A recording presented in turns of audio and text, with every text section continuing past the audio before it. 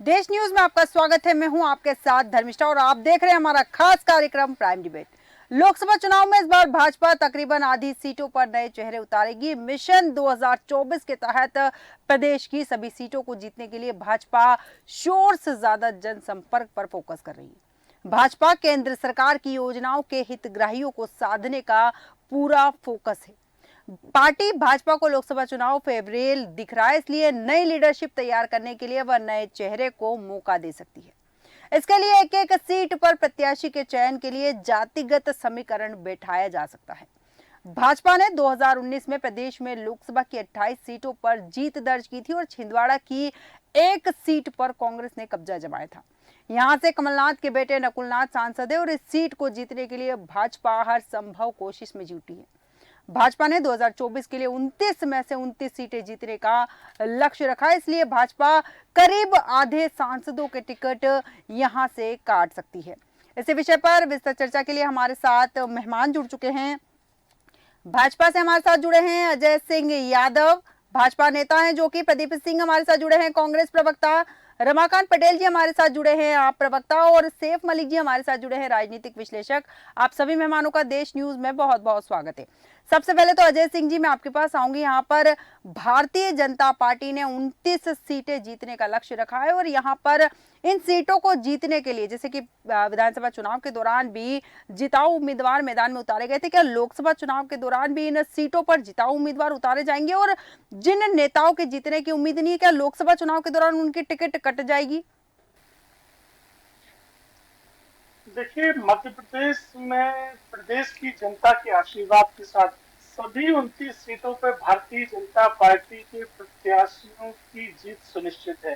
प्रदेश की जनता पूरी तरह नरेंद्र मोदी जी और मध्य प्रदेश में मोहन यादव जी के नेतृत्व के साथ है। लेकिन भारतीय जनता पार्टी के कार्यकर्ता न केवल जीतने के लिए मेहनत कर रहे हैं, बल्कि अपना मत प्रतिशत बढ़ाना, धारा 370 को जिस तरह से हटाया गया उसके समर्थन में प्रत्येक बूथ में 370 मत बढ़ाना, साथ ही मध्य प्रदेश में विधानसभा चुनाव में हमें जो 48% मत मिले उस मत प्रतिशत को भी 51% से अधिक ले जाना, और एक भी बूथ ऐसा ना बचे जहां जहां भारतीय जनता पार्टी का कमल ना खिले।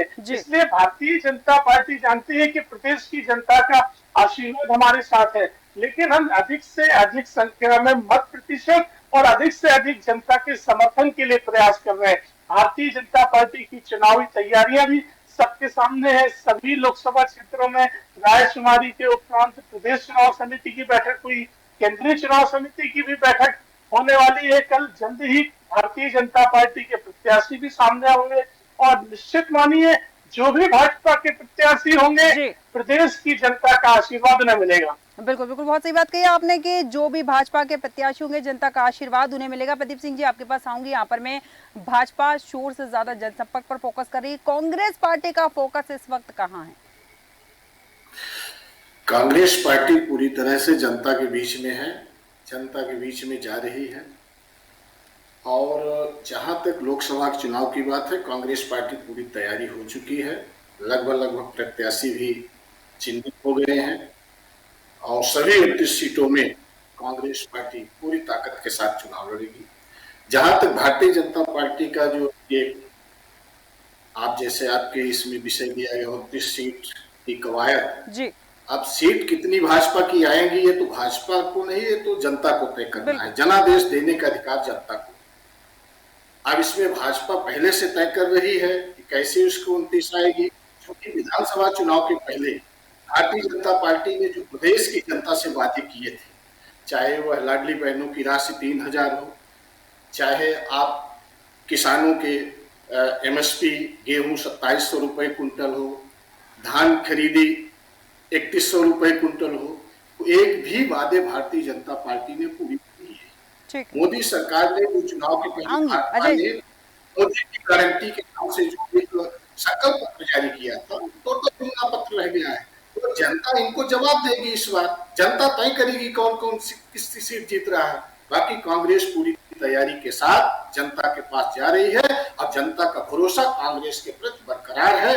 आगे पूर्ण बहुमत और जनमत के साथ कांग्रेस सीटों पर चुनाव जीतने की ठीक है स्थिति प्रदीप में जी, है। आप ही के सवाल के साथ पुनः एक बार फिर आपके पास आऊंगी। जैसा कि आपने कहा कि जनता का भरोसा कांग्रेस के साथ, इसी सवाल के साथ पुनः आपके पास आऊंगी। इसके पहले अजय सिंह जी, आप कुछ कह रहे थे।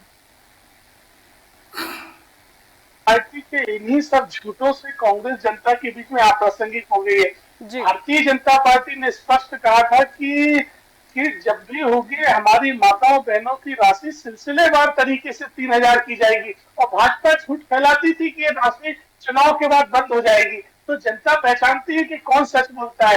रही गेहूं खरीदी की बात, तो जब गेहूं खरीदी प्रारंभ होगा तभी तो राशि निर्धारित होगी। अभी कहां गेहूं खरीदी प्रारंभ हो गई है। भारतीय जनता पार्टी प्रदेश की जनता के साथ है और जनता का आशीर्वाद भारतीय जनता पार्टी के साथ है। ठीक है, बहुत सही कहा। दोनों ही पार्टियां कह रही है कि जनता का आशीर्वाद उनके साथ है। अब देखना दिलचस्प भी रहेगा कि जनता का आशीर्वाद वास्तविकता में किसके साथ है। रमाकांत पटेल जी, आपके पास आऊंगी। यहाँ लोकसभा चुनाव की तैयारियां चल रही है। मध्य प्रदेश में 29 सीटों पर भाजपा और कांग्रेस दोनों ही कमर कसकर मैदान में है।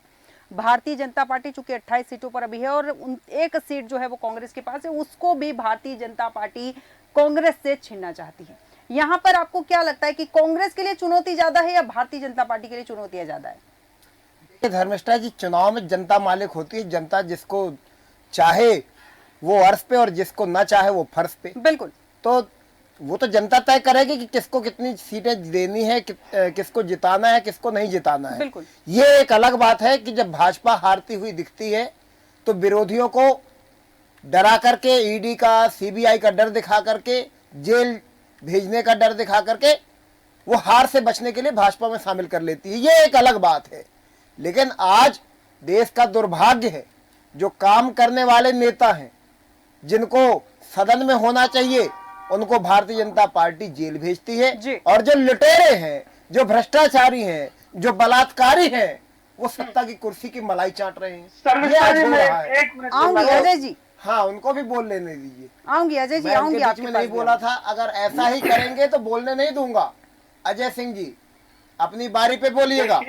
इनके लिए मैं एक बात और कहना चाहता हूँ। एक ही सवाल पूछना चाहता हूँ। मेरा केवल एक ही सवाल कहना चाहता हूँ। मेरा एक ही सवाल है, ये काम कर देंगे और कमीशन दो तो हिंदुस्तान को नीलाम कर देंगे। और घोटाले के खिलाफ कांग्रेस के खिलाफ आम आदमी पार्टी का जन्म हुआ और आप कांग्रेस से गठबंधन करके और इस तरह की झूठी बातें कर रहे हैं। मुझे बताइए, कांग्रेस के खिलाफ प्रदर्शन करके जो पार्टी पैदा हुई और वो कांग्रेस से गठबंधन करके बैठी है और शरण सिंह को जिसको दौरे रवैये को जनता पहचानती है। बैठा है, बताइए, कांग्रेस के खिलाफ गठबंधन करने वाली पार्टी, कांग्रेस के खिलाफ पार्टी का जन्म हुआ, आज वो कांग्रेस से गठबंधन करके बैठी है। तो कांग्रेस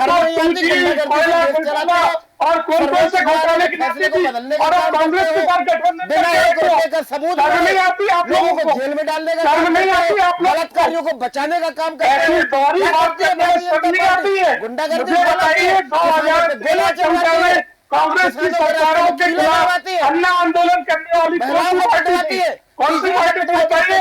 2G कोयला घोटाला कांग्रेस के खिलाफ धरना प्रदर्शन करने वाली आम आदमी पार्टी आज कांग्रेस के साथ गठबंधन करके बैठी है और जनता सब समझती है। जनता को मूर्ख बनाने की कोशिश कर रहे हैं आप लोग। आपकी रमाकांत जी, रमाकांत जी, अजय जी, ठीक है रमाकांत जी, रमाकांत जी, अजय जी, समय में ना बोले। ठीक है रमाकांत जी, मैं पुनः आऊंगी आपके पास। अजय जी, पुनः आऊंगी आपके पास। इस वक्त हमारे साथ और भी मेहमान हैं। सैफ मलिक जी, आपके पास आऊंगी। यहाँ पर भारतीय जनता पार्टी 29 कमल की माला प्रधानमंत्री नरेंद्र मोदी के गले में पहनाने की तैयारी कर रही है और उसी को लेकर लगातार रणनीति भी तैयार हो रही है, क्योंकि मध्य प्रदेश की 29 सीटें जीतने के लिए भारतीय जनता पार्टी छोटे से छोटे बूथ स्तर को कवर कर रही है। यहाँ पर कांग्रेस पार्टी अपनी तैयारी करी। आपको क्या लगता है कि यहाँ कांग्रेस पार्टी जिस तरह से विधानसभा चुनाव के दौरान पिछड़ गई थी, लोकसभा चुनाव में कांग्रेस पार्टी भारतीय जनता पार्टी को टक्कर दे पाएगी? जहाँ तक सवाल तैयारी का है, तो भाजपा की तरफ से जो ये संकेत मिल रहे हैं कि सीटों पर प्रत्याशी बदले जाएंगे, तो वो इसी तैयारी का एक हिस्सा लगता है। क्योंकि जो सिटिंग सांसद होते हैं या कोई भी पद पर होता है व्यक्ति, तो उसके खिलाफ एक एंटी इनकम्बेंसी हो जाती है। तो भाजपा का जो ये चल रही है, दांव चल रही है, तो वो जो व्यक्तिगत एंटी इनकम्बेंसी हुई होगी जिन लोगों के खिलाफ, उनको वो बदलकर उनकी जगह नए चेहरे लेकर आना चाहते हैं। और नए चेहरे लाने में उनको एक तो एंटी इनकम्बेंसी से बचत होती है, दूसरा फ़ायदा ये होता है कि जो दूसरे कार्यकर्ता होते हैं पार्टी के, उनको एक मनोबल उनका बढ़ता है। उनको ये लगता है कि हमको ये नए लोगों को भाजपा जो है मौका दे रही है और हो सकता है कल हमको भी मिल जाए जी। और जहाँ तक सवाल कांग्रेस का है, तो कांग्रेस भी अपनी तैयारियों में लगी है, लेकिन कांग्रेस को एक बहुत बड़ा अंतर पाटना है और मतों के प्रतिशत पिछली बार भी मैंने बताया था 23.5 के आसपास का डिफरेंस है दोनों पार्टियों के बीच में। तो सबसे पहले कांग्रेस को तो यही तय करना है कि इस मतों के जो अंतर है हम इसको कैसे पाटेंगे, और इसके लिए उनको ज़मीनी स्तर पर मेहनत करना पड़ेगी जो अभी कहीं दिखाई नहीं दे रही। बिल्कुल बिल्कुल, बहुत सही बात कही आपने कि जमीनी स्तर पर मेहनत करनी होगी। इसके साथ ही में प्रदीप सिंह जी, जैसा कि आपने कहा था कि जनता का आशीर्वाद हमारे साथ है, भरोसा है, और उसी पर मेरा एक सवाल भी है आपसे, जैसा कि कांग्रेस जो है, मध्य प्रदेश कांग्रेस में सब कुछ ठीक नहीं चल रहा है, इसका अंदाजा हम इसी बात से लगा सकते हैं कि कांग्रेस के जो वरिष्ठ नेता है लक्ष्मण सिंह जी की यहाँ बात कर रहे हैं, दिग्विजय सिंह के भाई की बात कर रहे हैं, उन्होंने पार्टी की कार्यप्रणाली पर सवाल उठाए हैं। उनका कहना है कि निर्णय नहीं ले पाना कांग्रेस की कमजोरी है। मतलब भीतर घात के स्वर तो कांग्रेस के अंदर अभी भी नजर आ रहे हैं। धर्मिष्ठा जी, कांग्रेस में सबसे पहले मैं आपको बताना चाहता हूँ, लोकतंत्र है और लोकतंत्र है और सबको अपनी बात रखने का अधिकार है। ठीक है। अब कांग्रेस पार्टी कोई ऐसा तानाशाही वाली पार्टी है नहीं, सबको स्वतंत्रता है, सब अपनी बात रखते हैं, फोरम होता है। जहां तक कांग्रेस की एकता की बात है, पूरी कांग्रेस आदरणीय जीतू पटवारी जी के नेतृत्व में पूरी कांग्रेस एक है। आने वाले समय में पूरी हो जाए, इसके बाद आप देखेंगे कि भारतीय जनता पार्टी ने जो मध्य प्रदेश की जनता के साथ वादा खिलाफी किया है, मोदी की गारंटी के नाम से जो जुमला पत्र जारी किया है, उसकी कलई खुले इनको जवाब देगी। ठीक है, लेकिन प्रदीप सिंह जी, ये जो वरिष्ठ नेता है लक्ष्मण सिंह जी, इन्होंने कोई बयान दिया है तो आप उससे इत्तेफाक नहीं रखते या फिर केवल आप उसे बोलने की आजादी बोल रहे हैं? लक्ष्मण सिंह का बयान पार्टी की अनुशासन के दायरे में है। थोड़ी सी कहीं उन्होंने असहमति व्यक्त की है, लेकिन पार्टी गाइडलाइन के अनुसार है, पार्टी के साथ वो है, पार्टी के अनुशासन में है।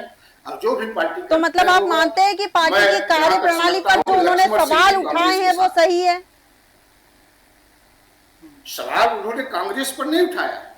आपने शायद उनका बयान पढ़ा नहीं है, उनका बयान साफ है, पार्टी की कार्यप्रणाली पर सवाल उठाए हैं। उनका कहना है कि निर्णय नहीं ले पाना कांग्रेस की कमजोरी है।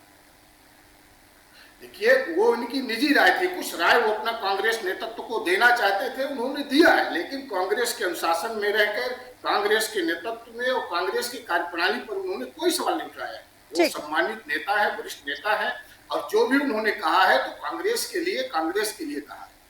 मैं ये बताना चाहता हूँ, अभी आदरणीय अजय सिंह ने कहा कि आप कांग्रेस से समझौता करती है। अरे भाई, कांग्रेस से समझौता करना कोई गुनाह नहीं है। आप लोग तो अंग्रेजों से समझौता किए। कांग्रेस वो पार्टी जिसने देश को आजाद कराया, देश को लोकतंत्र कांग्रेस बनाया, देश में चुनाव की व्यवस्था कांग्रेस लेकर आई, उसी के कारण आज आप चुनाव है। और बाकी आपका लोकतंत्र चंडीगढ़ में चुनाव में पूरा देश ने विश्व देखा है, पूरी दुनिया पहली बार भारत में गणना सुप्रीम कोर्ट में हो रही है। सीजेआई माननीय सुप्रीम कोर्ट को कहना पड़ा कि लोकतंत्र की हत्या हो रही है। इससे शर्मनाक क्या हो सकता है? यही सबसे बड़ी शर्मनाक बात है। इसी के सहारे आप पुनः आऊंगी आपके पास, मैं पुनः आऊंगी यहाँ पर। रमाकांत पटेल जी, मैं आपके पास आऊंगी। जैसा कि लक्ष्मण सिंह जी ने दिल्ली के मुख्यमंत्री अरविंद केजरीवाल समेत अन्य नेताओं के खिलाफ ईडी की कार्रवाई का भी लक्ष्मण सिंह ने समर्थन किया। उन्होंने कहा कि यदि वे ईमानदारी का दावा करते हैं तो इतने समन मिलने के बाद भी जाते क्यों नहीं। ये कांग्रेस के नेता लक्ष्मण सिंह जी का बयान है। अब ये तो लक्ष्मण सिंह ही बतलाएंगे कि वो भारतीय जनता पार्टी में तो नहीं है कहीं, ये तो वो तय करे कि वो कहाँ पर है। हाँ, लेकिन ये एक अलग बात है कि आज जो कांग्रेस में जो भाजपा में लोग हैं वो कभी कांग्रेस में ही हुआ करते थे। आधे से ज़्यादा भाजपाई तो पहले कांग्रेसी ही थे। इनका कब हृदय परिवर्तन हुआ, कब विचारधारा बदली, किस वजह से ये कोई खदान बचाने के चक्कर में भाजपा में चला गया, कोई खदान चलाने के लिए भाजपा में चला गया, कोई धंधा करने के लिए भाजपा में चला गया, कोई जेल जाने से बचने के लिए भाजपा में चला गया। तो ये भारतीय जनता पार्टी का ट्रैक रिकॉर्ड है कल तक भाजपा के कार्यकर्ता जिसको गद्दार बोलते थे, जी। जिसको गद्दार बोलते थे, आज उसको महाराज बोलते हैं। कल तक जिसको भाजपा के कार्यकर्ता देशद्रोही बोलते थे, आज उसके लिए दरी बिछाते हैं, पत्तल सजाते हैं। ये पूछिए अजय सिंह यादव जी से, इनकी अंतरात्मा गवाही कैसे देती है। जिन कांग्रेसी नेताओं को ये आतंकवादी कहते थे, आज उनके भाजपा में आते ही उन्हें देशभक्त बताते हैं। इनकी जबान टेढ़ी नहीं होती है क्या? तो भारतीय जनता पार्टी का कोई चाल चरित्र चेहरा नहीं है। इनकी मंशा है देश को लूटो, झूठ बोलो, लगातार बोलो, इनका यही काम। ठीक है रमाकांत जी, आपके पास पुनः आऊंगी। अजय सिंह जी आपके पास आऊंगी। ये जो लक्ष्मण सिंह जी का भाजपा के प्रति प्रेम दिख रहा है, जैसा कि कहा भी जा रहा है, क्या उनकी भाजपा में आने की अटकलें तो नहीं बन रही है? देखिए, लक्ष्मण सिंह जी के बयान उनके व्यक्तिगत बयान है। कांग्रेस पार्टी जाने अपने नेताओं को संभाले। और लक्ष्मण सिंह जी ने न केवल कांग्रेस की कार्यप्रणाली पे सवाल उठाया, उन्होंने तो यहाँ तक कहा कि राहुल गांधी इतने बड़े नेता भी नहीं है जिन्हें गंभीरता से लिया जा सके। तो कांग्रेस पार्टी को निर्णय करना चाहिए कि उनके नेता क्या आईना दिखा रहे। दूसरी तरफ आम आदमी पार्टी के नेताओं के दोहरे चरित्र की कली खुल गई है। इस पार्टी का निर्माण हुआ केवल कांग्रेस के खिलाफ। पूरा देश जानता है किस तरह से कोयला घोटाले, संचार घोटाले, दिल्ली सरकार, कॉमनवेल्थ घोटाले, यही सब तो आधार था आम आदमी पार्टी के निर्माण का। और आज वो आम आदमी पार्टी दिल्ली में, गुजरात में, हरियाणा में, सब जगह कांग्रेस के साथ गठबंधन करके बैठी है। तो ये तो आप बताइए कि कैसे कर लेते हैं सब कुछ।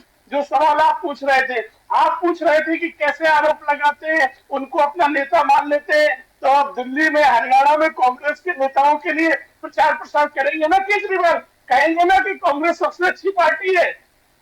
आम आदमी पार्टी का और कांग्रेस का दोहरा चरित्र देश की जनता समझ चुकी है। जनता जानती है कि केवल और केवल भारतीय जनता पार्टी और नरेंद्र मोदी जी का नेतृत्व है जो देश को आगे ले जा सकता है। भारतीय जनता पार्टी ने देश के 4 करोड़ गरीबों को आवाज दी है। दुनिया की 5वीं सबसे बड़ी अर्थव्यवस्था भारत को बनाया तो मोदी जी की सरकार ने बनाया। राम राज्य का सपना पूरा हुआ। 500 सालों बाद भगवान राम की प्राण प्रतिष्ठा हुई तो ये मोदी जी का दृढ़ संकल्प था। और दूसरी तरफ आम आदमी के नेता शराब घोटाले कर रहे हैं और जांच एजेंसियों के संबंध पे भागते कर रहे हैं। ठीक है अजय जी, मैं इनको रोकूंगा। इन्होंने फिर वही बात कही कि आम आदमी पार्टी के नेता शराब घोटाले में है। मैं अजय सिंह यादव से पूछना चाहता हूं कि क्या 1 रुपया मिला, कौन सा पैसा मिला है, कौन सा पैसा मिला है आम आदमी पार्टी के नेताओं के पास में? झूठ बोलना बंद करिए। सबसे महाभ्रष्ट पार्टी, झूठी पार्टी, इस देश की सबसे झूठी पार्टी का नाम है भारतीय जनता पार्टी। प्रधानमंत्री भोपाल में आकर के कहते हैं, प्रधानमंत्री भोपाल में आकर के कहते हैं अजीत पवार 70,000 का घोटाला करते हैं और 4 दिन के बाद उसको माला पहना करके भाजपा में शामिल करते हैं। ये प्रधानमंत्री की भाषा है। ये प्रधानमंत्री के पद है कि किसी पर आरोप लगाते 70,000 करोड़ के भ्रष्टाचार का और 4 दिन के बाद उसको माला पहना करके अपनी पार्टी में शामिल करते हैं। ये प्रधानमंत्री का कद है। ये प्रधानमंत्री का चरित्र है। उस प्रधानमंत्री का बखान करते हैं। राम राज की बात करते हैं। इनके राम राज में किसानों पर गोलियां चलाई जाती है। इनके राम राज में देश का नाम बढ़ाने वाली महिला पहलवानों के साथ बदसलूकी की जाती है। उनकी इज्जत को तार-तार किया जाता है। उनको न्याय नहीं मिलता है। ये राम राज की बात करेंगे? अरे लुटेरों की पार्टी, डाकुओं की पार्टी, भ्रष्टाचारियों की पार्टी भारतीय जनता पार्टी। राम राज की बात मत करो आप लोग राम राज की बात मत करो। आप बात करते हो कि गुजरात में शराबबंदी है, 100 से ज्यादा लोग शराब पी करके मर जाते हैं। बताते हो कि शराबबंदी है, राम राज की बात करते हैं, कहते हैं कि दुनिया की 5वीं अर्थव्यवस्था। अरे दुनिया का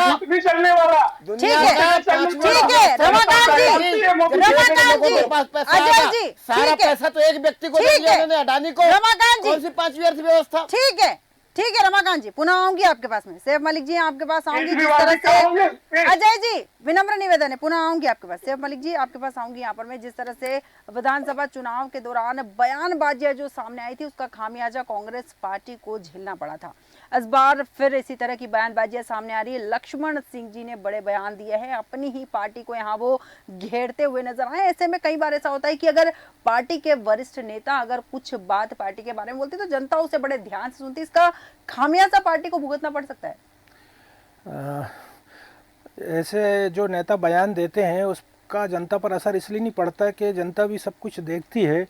लक्ष्मण सिंह जी का जहाँ तक सवाल है, लक्ष्मण सिंह जी पहले भी भाजपा में शामिल हो चुके हैं और भाजपा में कई साल रहने के बाद फिर वापस कांग्रेस में आए, तो अब उनकी विचारधारा किससे प्रभावित है ये तो वही बेहतर जानते हैं। और जहाँ तक सवाल अभी बात हुई थी, भाजपा वालों ने एक बात कही थी कि ये आम आदमी पार्टी और कांग्रेस पार्टी जो है ये दोहरे चरित्र वाली हैं। तो राजनीति में दोहरा चरित्र कुछ नहीं होता है। 1977 में जब कांग्रेस बहुत मजबूत थी तो उसको हराने के लिए सारे दल एक साथ आए थे और सबकी अपनी अपनी विचारधारा थी, सबका अपना अपना मत था, लेकिन उनको चूंकि एक मजबूत विपक्ष देना था इसलिए उन्होंने गठबंधन करके जनता दल तैयार किया। वही परिस्थितियां आज हैं। भाजपा जो है वो बहुत शक्तिशाली और बहुत ताकतवर पार्टी के रूप में देश में उभर चुकी है और दूसरी पार्टियों को ये समझ में आ चुका है कि अकेले हम इनका मुकाबला नहीं कर सकते। तो अपनी अपनी विचारधारा सबकी अपनी जगह है, लेकिन चूंकि अभी मुकाबला उनको लोकसभा में भाजपा से करना है और उनको सत्ता से बेदखल करना है, इसलिए ये लोग सब एकजुट हुए हैं। यहाँ दोहरे चरित्र जैसी कोई बात नहीं है। इस राजनीति में कोई चरित्र किसी का नहीं होता, क्योंकि कांग्रेस में कल तक जो लोग रहते हैं वो शाम तक भाजपा में चले जाते हैं, कई बार भाजपा वाले कुछ नेता कांग्रेस में आ जाते हैं। तो अब राजनीति में विचारधारा और इन चीज़ों का कोई महत्व रह नहीं गया है। अब तो सिर्फ अपने फायदे के लिए ही हर व्यक्ति और पार्टियां सोचती हैं। बिल्कुल बिल्कुल सही कहा आपने कि अपने फायदे के लिए ही सारे राजनीतिक दल सोचते। पुनः आऊंगी आपके पास में, अजय सिंह जी आपके पास आऊंगी। क्या भारतीय जनता पार्टी लोकसभा चुनाव में 29 सीटों पर कुछ नए चेहरे भी उतार सकती है? देखिए, भारतीय जनता पार्टी की हमेशा नीति रहती है कि हर व्यक्ति के लिए काम और हर समय नए पुराने सभी तरह के लोगों को मौका दिया जाता है। सभी वर्गों का समावेश होता है, चाहे महिलाएं हों, अनुसूचित जाति, जनजाति, पिछड़ा वर्ग, सभी तरह के वर्गों के हितों का ध्यान रखा जाता है। और आप जब देखेंगे भारतीय जनता पार्टी की सूची आएगी तो सभी तरह के वर्गों को समाहित किया जाएगा और प्रदेश की जनता के सामने ऐसे चेहरे रखे जाएंगे जो जनता की सही मायने में नुमाइंदगी कर सकेंगे। और हम पूरी तरह निश्चिंत हैं, जनता के आशीर्वाद के साथ प्रदेश में सभी 29 सीटें भारतीय जनता पार्टी जीतने जा रही है। बिल्कुल बिल्कुल, पुनः आऊंगी आपके पास में। प्रदीप जी आपके पास आऊंगी, उसके पहले मैं सबसे पहले प्रदीप सिंह जी आपसे जानना चाहती हूँ, जिस तरह से हम लोकसभा चुनाव की तैयारी की बात कर रहे हैं तो भारतीय जनता पार्टी बूथ स्तर पर तैयारी करती हुई दिख रही। कांग्रेस पार्टी ने कहा था कि लोकसभा की पहली सूची हम जारी करेंगे। क्या वो सूची राहुल गांधी की न्याय यात्रा के बाद जारी होगी या उनकी यात्रा के पहले जारी होगी? देखिए, सूची कब जारी होगी धर्मिष्ठा जी, ये तो पार्टी के नेता ही बताएंगे, तय करेंगे जी। लेकिन यह है कि कांग्रेस पार्टी भी सेक्टर, मंडल और बूथ तक पूरी मजबूती से उसका स्ट्रक्चर मजबूत है, खड़ा है। कांग्रेस पार्टी के कार्यक्रम मतदान केंद्र तक हो रहे हैं, कांग्रेस के लोग जा रहे हैं और भारतीय जनता पार्टी की वादा खिलाफी से लोगों को अवगत करा रही है कि भारतीय जनता पार्टी केवल झूठ बोल के विधानसभा में मैंडेट लाई। और मैं एक अजय सिंह के बात बता रहा हूं कि जो अजय सिंह कहते हैं कि सारे कांग्रेस के साथ भाजपा आप गठबंधन कर रही है, भाई सारे भ्रष्टाचारी तो आपके साथ गठबंधन किए हुए। जो चोर है 70,000 करोड़ का चक्की पीसिंग जो चक्की पीस रहा था जेल, वो आपका सरकार बन के बैठ गया। सारे सर, मैं आपकी भगवान राम तक का विरोध करने वाली ऐसा स्वभाव नहीं है। आज आपके तमाम बड़े नेता जमानत पर हैं, स्वभाव नहीं है तो तार्किक बात करिए। इस तरह से तर्कहीन बातों को सोचना पड़ेगा ना। आप कोई भी बात करें जिसका कोई तर्क ना हो तो ये नहीं हो सकता। गठबंधन करने की क्या जरूरत है? सारे भ्रष्टाचारियों का गठबंधन बनाने की क्या जरूरत है जब पूरे हिंदुस्तान में भाजपा की राज चल रही है? ये सही तो की बात है, जनता आपको नकार चुकी है। कोई नीतीश कुमार आपके साथ गठबंधन में थे तो ठीक थे, आज एनडीए गठबंधन में है तो आप सवाल उठाने लगे। कोई जयंत चौधरी आपको छोड़ के आ गए तो आप सवाल उठाने लगे।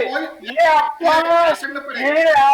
अंगूर खट्टे वाली बात है। आज भारतीय जनता पार्टी के साथ देश की तरक्की के लिए प्रत्येक वर्ग और प्रत्येक नेता करना चाहता है।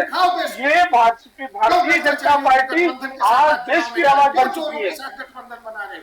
ठीक है, ठीक है प्रदीप जी, अजय जी, ठीक है प्रदीप जी, ठीक है प्रदीप जी, पुनः आऊंगी। रमाकांत पटेल जी, यहाँ मैं आपके पास आऊंगी आपसे। जिस तरह से विधानसभा चुनाव में आम आदमी पार्टी की करारी हार हुई थी, उसके बाद क्या लोकसभा चुनाव में मध्य प्रदेश में आम आदमी पार्टी नजर आएगी? देखिए, इंडिया गठबंधन में जो भी निर्णय होगा मध्य प्रदेश को लेकर के आम आदमी पार्टी की क्या भूमिका रहेगी, चुनाव लड़ेगी, किसी सीट पे नहीं लड़ेगी, ये तय हो जाएगा, जल्द तय हो जाएगा। बिल्कुल। लेकिन मैं तो अभी सुन रहा था, आपने मेरे से पहले भाजपा से सवाल किया था कि क्या चेहरे बदले जाएंगे। इन्होंने तो ऐसे ऐसे लोगों को सांसद बनाया है जो और अपने आप को राम राज्य वाली पार्टी कहते हैं, जो रघुपति राघव राजा राम पतित पावन सीताराम कहने वाले महात्मा गांधी की मूर्ति पे इन्होंने जूते मारते थे जो लोग, उनको इन्होंने सांसद बनाया। जो लोग गोली मारने का काम करते हैं उनको लोग ये लोग चुनाव में टिकट दे करके लड़ाते हैं। ठीक, जो लोग मैं पूरा करूं 10 सेकंड, जरा रुक जाइए। जो लोग बम ब्लास्ट करते हैं उनको लोग ये लोग सांसद बनाते हैं, और इनका सांसद, मेरे को तो हंसी आती है। भोपाल के लोग गए अपने सांसद के पास कि मैडम हमारे क्षेत्र में नाली अच्छी नहीं है, नाली में गंदगी होती है, तो सांसद कहते हैं अरे क्या मैं सांसद नाली साफ कराने के लिए बनी हूँ? नहीं, ये सांसद नाली साफ कराने के लिए नहीं बनी है, ये सांसद बनी है ठीक है, बम ब्लास्ट ठीक है, कराने के लिए, रमाकांत जी, अजय जी, चाकू ठीक है, बोलने के लिए, रमाकांत जी, बोलने के लिए, रमाकांत जी, सांसद बनाते अजय हैं। जी, चूंकि हमारे पास समय की सीमा है, रमाकांत जी, चूंकि हमारे पास समय की सीमा है, इस चर्चा को हमें यहीं विराम देना होगा। हमारे पास समय की सीमा है। अजय सिंह जी, प्रदीप सिंह जी, रमाकांत पटेल जी, सैफ मलिक जी, आप सभी मेहमानों का बहुत बहुत धन्यवाद हमारे साथ विस्तृत चर्चा में शामिल होने के लिए।